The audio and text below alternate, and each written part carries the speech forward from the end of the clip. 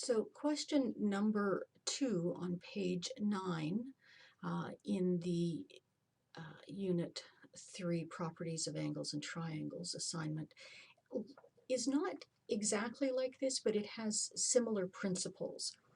Now, what we notice here in this question that we've got in front of us is that we aren't given anything that's equal to each other, so we're going to have to create our own equation. And in this first example, we can see that we have an external or exterior angle, and then we have another exterior angle. Because they're on the opposite sides of the transversal, we know that they're alternate exterior angles, and so that we know they are equal to each other. And that allows us to create this equation, which lets us solve it. And so we can solve this by subtracting 3x from both sides, which leaves us with 10 is equal to 3x minus 14. We can add 14 to both sides, and that gives us 24 is equal to 3x.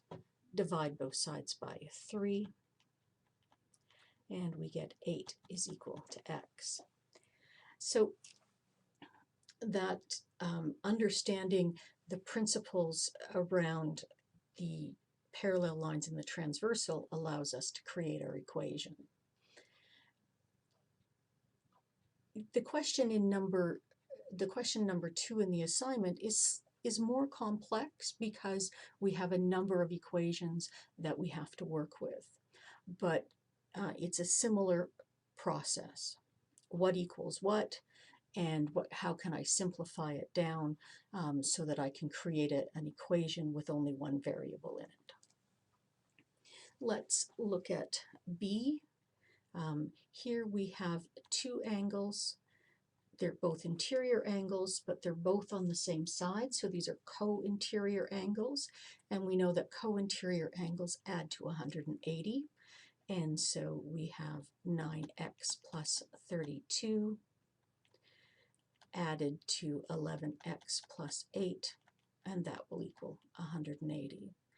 So we add our x terms to give us 20x. We add our constant terms to give us 40, so we have 20x plus 40 is equal to 180.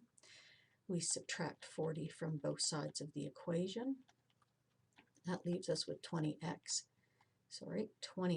is equal to 140. We divide both sides by 20, and x is equal to 7.